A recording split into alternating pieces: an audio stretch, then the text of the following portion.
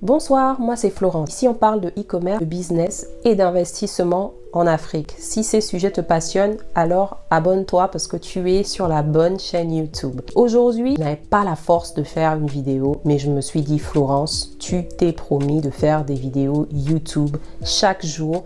Alors même si la vidéo n'est pas parfaite, même si l'éclairage n'est pas parfait, allez, on y va, on enregistre. J'ai pris une des dernières questions que j'ai reçues sur TikTok et c'est ce dont on va discuter ce soir. Beaucoup de personnes me demandent d'entrer un peu plus dans les détails sur Alibaba. J'ai fait une première vidéo que beaucoup ont appréciée, mais certains ont encore des questions sur comment trouver le fournisseur idéal ou comment même acheter sur la plateforme. Sur Alibaba, tout se fait par messagerie. Quand vous trouvez un produit qui vous plaît, vous allez par message discuter avec le fournisseur. Dans cette vidéo, je vais prendre le cas pratique d'une gourde. Cette gourde, ouf, je vais me mouiller ici à cause de vous.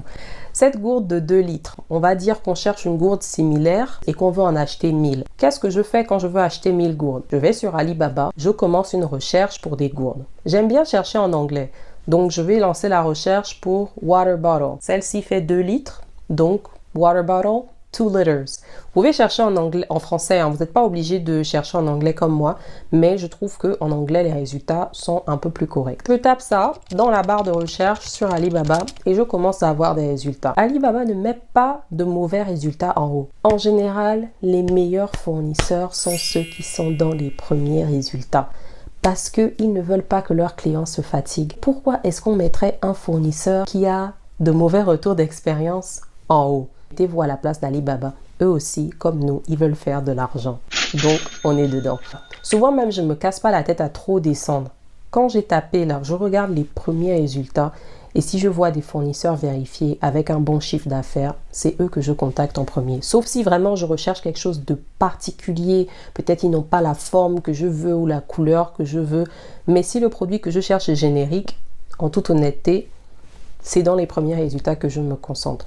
Dans la discussion, la première étape, c'est de se présenter au fournisseur pour qu'il sache quand même que bon, nous sommes des gens sérieux quoi. D'Ivoire, au Gabon et que je cherche le fournisseur parfait de gourdes parce que je travaille avec beaucoup d'écoles dans la place. Vous voyez, il faut le rassurer un peu. Comme ça, il va se dire, mais ça c'est un vrai client qui est venu vers moi. Je vais lui donner le meilleur prix. Bon, je le blague un peu et puis après, je lui dis, écoute, il me faut 1000 gourdes.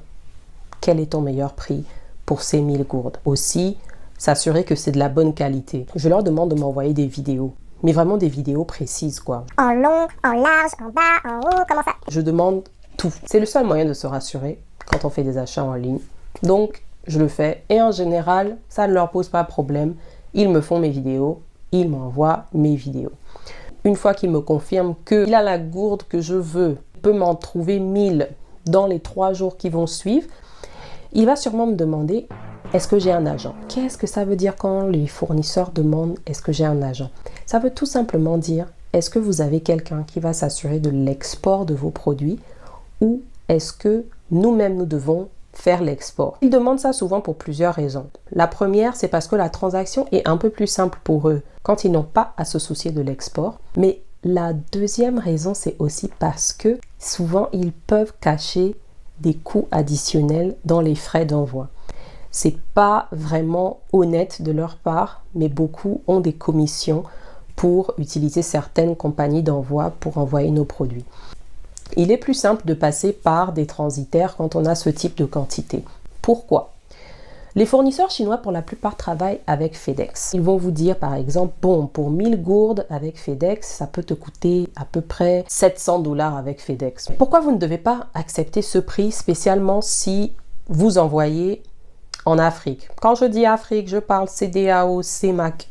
Mes amis de l'Afrique de l'Est, ne vous sentez pas exclus, mais je veux le dire et je veux le préciser dans chaque vidéo parce que je sais que selon où on se trouve sur le continent, les régulations ne sont pas les mêmes et certains pays facilitent un peu plus l'import que l'Afrique francophone. On se comprend. Du coup, si vous envoyez dans cette zone, passez par un transitaire parce qu'il va vous donner un prix au kilo qui est inclusif des frais de douane. Si le transitaire vous dit le kilo te coûte 9000 francs CFA entre la Chine et Abidjan, c'est que tu vas payer 9000 francs CFA, pas un franc de plus, pour recevoir ton colis dédouané. Mon conseil, c'est de toujours demander au fournisseur, avant de valider la commande, le poids approximatif. Disons, si vos 1000 gourdes, vous êtes à peu près 400 kg, vous savez déjà que bon, ce n'est pas par avion que je vais envoyer ces 1000 gourdes. Et je ne conseille à personne d'envoyer 1000 gourdes par avion. Vous allez plutôt lui demander maintenant le volume ou le CBM. Quel est le CBM de mon colis? Une approximation, même ça, il peut vous le dire avant même d'emballer. Et vous lui dites spécialement d'emballer de façon stratégique. Le but n'est pas d'aller mettre une seule gourde dans un gros carton pour me faire payer plus. À peu près entre la Chine et la Côte d'Ivoire, le CBM, il tourne entre 275 et 300 000. Je fais une petite pause là parce que j'ai réalisé que je ne vous ai pas bien expliqué ce que c'est un CBM. Un CBM correspond à peu près à un fauteuil de 2 personnes. Si votre fournisseur vous dit que vos 1000 gourdes correspondent à peu près 0,8 CBM, vous allez multiplier ce chiffre par le montant de 275 000 pour savoir combien vous allez payer. N'attendez pas que votre colis soit prêt ou d'avoir payé avant de chercher à savoir le poids et le volume. Demandez toujours avant, parce que si vous avez trouvé 2000 $ pour payer les 1000 gourdes aujourd'hui, il faudra bien que quand votre colis arrive dans 2 mois, vous trouvez aussi l'argent du transitaire. Il faut avoir tout ça déjà budgétisé dans sa tête. Du coup, c'était ça pour ma vidéo un peu rapide d'aujourd'hui. Abonnez-vous et on se dit à demain.